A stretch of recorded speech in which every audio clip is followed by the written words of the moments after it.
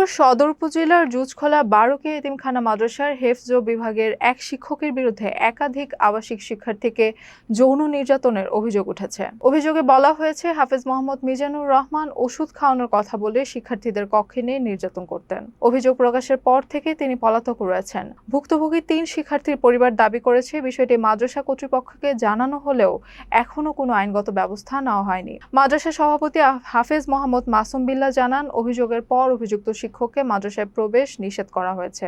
এদিকে একই মাদ্রাসার নামে 38 জন এতিম শিক্ষার্থীর তালিকা দেখে সরকারি অনুদান নেওয়ার অভিযোগ উঠেছে। ভুক্তভোগী পরিবার ও স্থানীয়রা অভিযুক্তকে দ্রুত গ্রেপ্তার, নিরপেক্ষ তদন্ত এবং অভিযোগ প্রমাণিত হলে আইন অনুযায়ী দৃষ্টান্তমূলক শাস্তির দাবি জানিয়েছেন।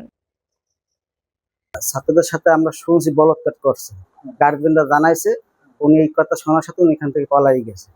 কর্তৃপক্ষের সাথে জানার পর তাকে সাথে সাথে শুনে বহিষ্কার করে দিচ্ছে। বর্তমানে ওই হুজুরে যাওয়ার সাথে সাথে ছাত্র অনেকে ভয়তে পলাই গেছে, কারণ বিভিন্ন লোকজন আসছে, অনেক লোকজন হুমকি ধুমকি দিয়েছে, এই ভয়তে পলাপান অনেকে সরে গেছে। ভয়তে ছোট ছোট বাচ্চারা এখন 3 জন আছে।